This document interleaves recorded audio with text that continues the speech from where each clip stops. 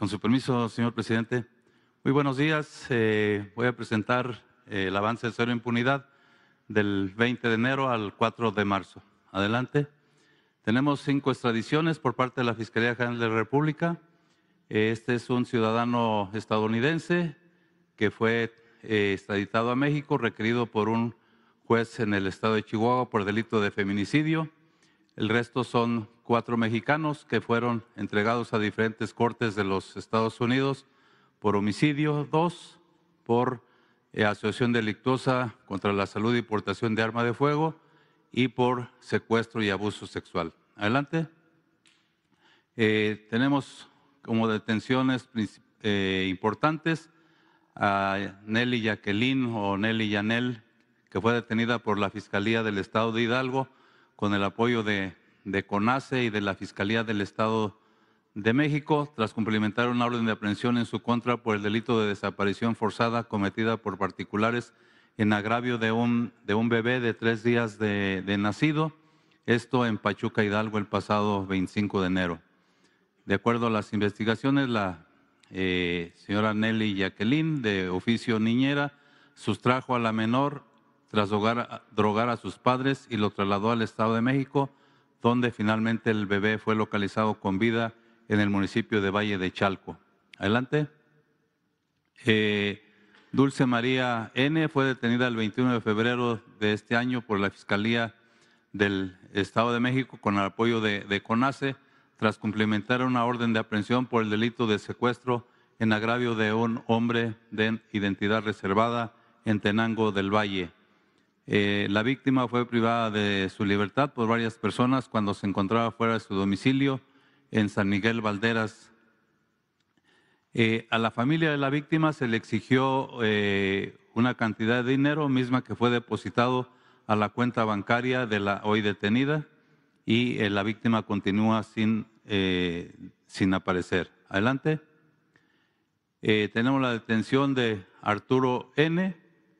por parte de la Fiscalía del Estado de México con apoyo de CONACE, CONAO y la Guardia Nacional, tras cumplimentar orden de aprehensión en su contra por el delito de homicidio cometido en agravio de Gabriel N. Él era un servidor público de la Fiscalía del Estado de México, esto el pasado 3 de diciembre del año pasado. De acuerdo con las investigaciones, la víctima y otras personas ingresaron a un inmueble en Toluca, donde se encontraban 5 personas, los agresores, entre ellos el hoy detenido, quienes fueron y sujetaron a la víctima por los brazos y cuello hasta dejarlo, y golpeándolo hasta dejarlo inconsciente. Posteriormente, uno de los agresores le habría provocado la muerte por asfixia. Adelante. Vinculados a proceso, tenemos estas 6 personas por el delito de homicidio agravado de 5 personas ocurrido en Benito Juárez, Quintana Roo. Los responsables fueron detenidos el 8 de febrero del presente año por la Fiscalía de Quintana Roo con el apoyo del Ejército Mexicano y la Guardia Nacional, en un operativo realizado en seguimiento a una investigación sobre hechos ocurridos el 29 de enero en el ejido Alfredo B. Bonfil, donde se localizaron 5 cuerpos desmembrados al interior de un taxi. Derivado de esas detenciones se logró ubicar una fosa más con 4 cuerpos sin vida, hallazgo por el que también son investigados quienes fueron vinculados a proceso. Adelante.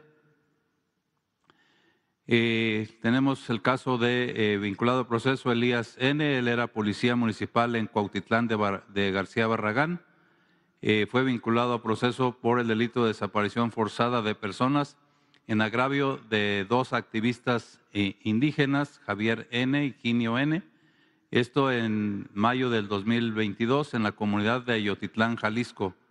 De acuerdo con las investigaciones, la Fiscalía del Estado de Jalisco, el hoy detenido, al encontrarse en funciones como policía municipal y mediante engaño sacó a las víctimas de su domicilio para presuntamente entregarlas a miembros de la delincuencia organizada.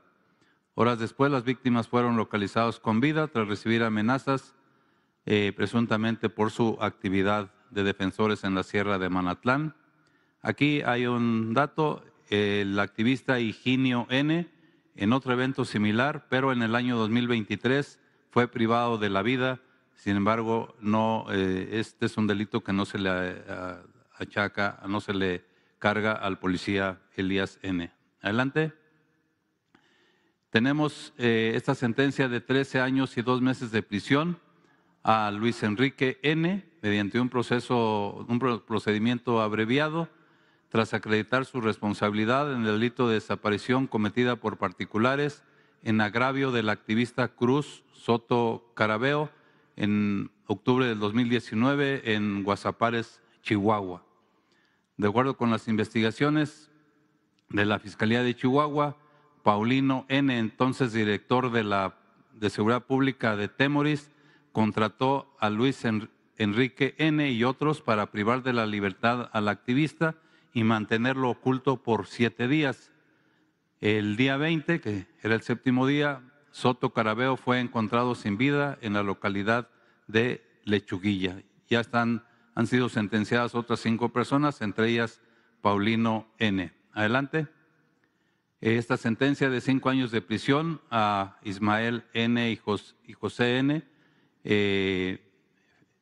Ismael era director general de administración de la alcaldía Benito Juárez y José, subdirector de servicios generales en la misma alcaldía. Fueron sentenciados mediante procedimiento abreviado a 5 años de prisión tras acreditar su responsabilidad en los delitos de uso ilegal de atribuciones y facultades cometidas por servidores públicos, así como asociación delictuosa.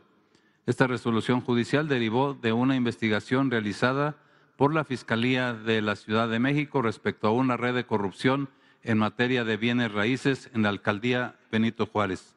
Adelante. Ahora tenemos 4 casos de jueces que favorecen a presuntos delincuentes. El primero se trata de la sentencia absolutoria a un presunto abusador sexual de una niña de 4 años. Se trata de Alejandro N., el tío de la menor.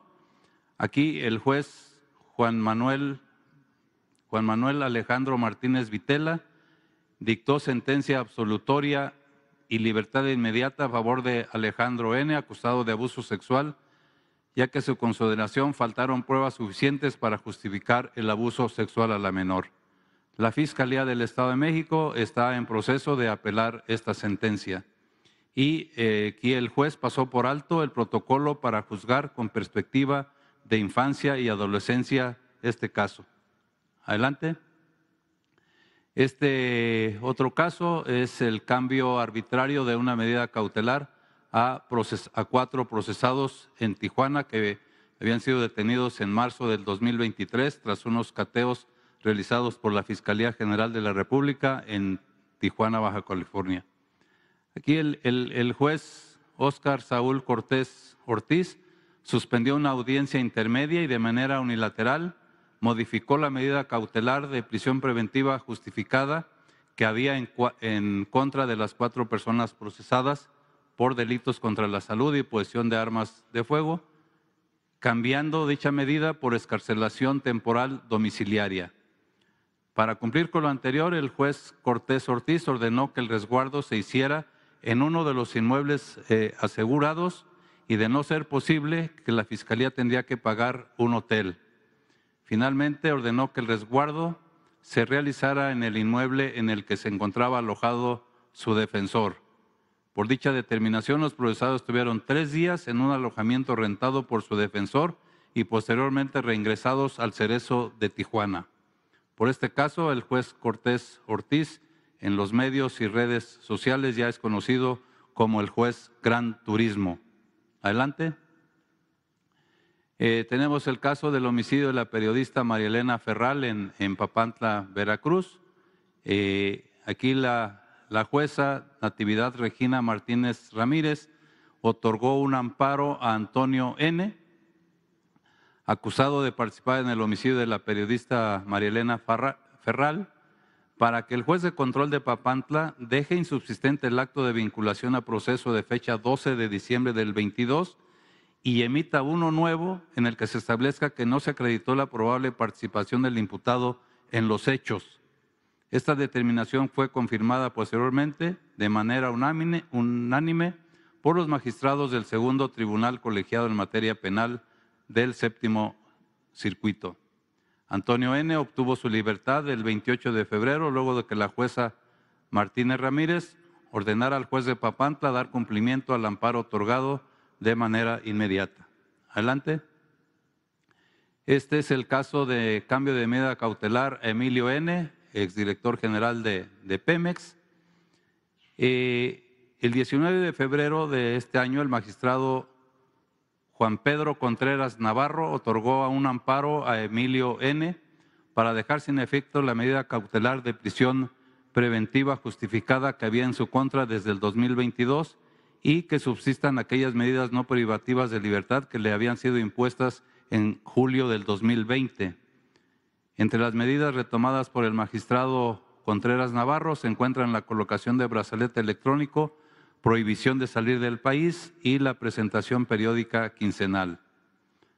A pesar de que Emilio N., que fue aprehendido en España después de haberse dado a la fuga, el magistrado Contreras Navarro consideró que la solicitud de imposición de medida cautelar de prisión preventiva justificada no estaba debidamente fundada.